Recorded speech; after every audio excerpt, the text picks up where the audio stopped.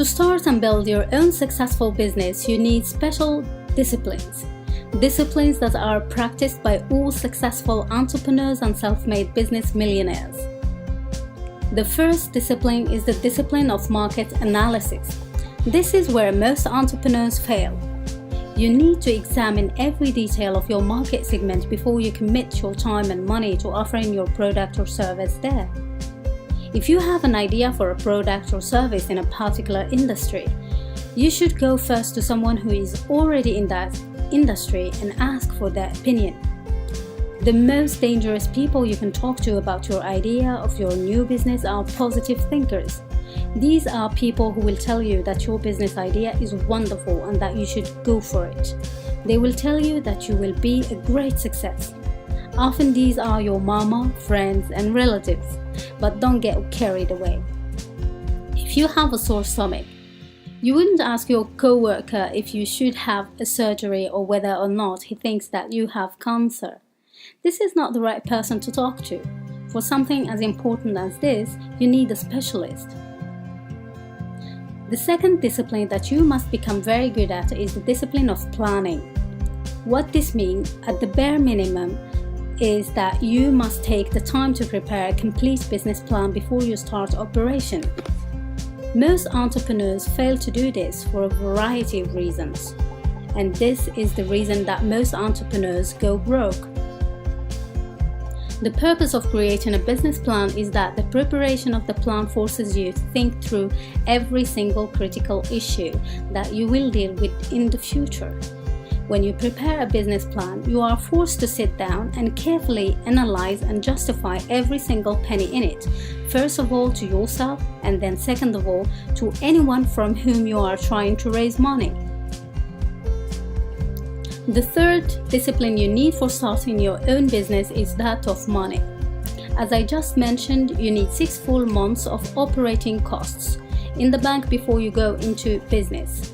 If you need money to start your own business, you should be aware that 99% of all startup money is called love money. This is money that people give you because they love you, or money that you provide yourself by taking out a second mortgage on your home, selling everything that you have that you don't need, and even borrowing cash against your credit cards.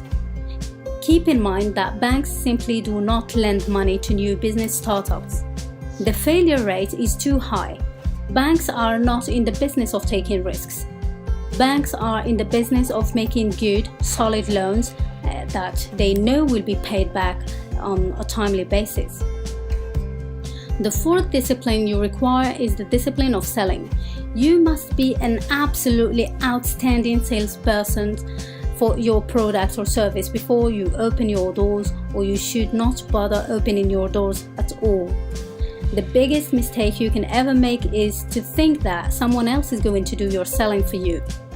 The second biggest mistake you can make is to think that advertising or direct mail is going to sell your product or service for you. Don't waste a cent on advertising when you start up. That is one of the fastest ways to go broke sooner rather than later. The discipline of selling is the heartbeat of your business, and the way you deal with this discipline will determine your success or failure. The fifth discipline is discipline of negotiating. You learn how to negotiate by first of all studying the process of negotiating, and then second, practicing negotiating at every opportunity. The final discipline is the discipline of resilience. It is the ability to bounce back from the inevitable setbacks and disappointment that you will experience virtually every single day in starting and building your own business. Brian Tracy calls this crisis anticipation. What it means is that you are constantly scanning the horizon and asking yourself, what is the worst possible thing that could happen in your sales, with your staff, with your cash, and with your business? And then you think through and decide what you would do if that were to occur. Sometimes the small setbacks can seem almost overwhelming if you've allowed yourself to get tired and run down. You develop resilience by resolving to persist in the face of any difficulties, no matter what happens. Be clear about your goal, but be flexible about the means of attaining those goals. If one thing doesn't work, try something else.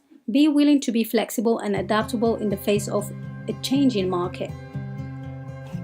Brian Tracy said, "You have within you right now the ability to start and build a successful business. Millions of people have done it in the past, and millions more people will do it in the future. These people are not smarter or better than you are. They have simply learned what they needed to learn and then practice it over and over until it became second nature."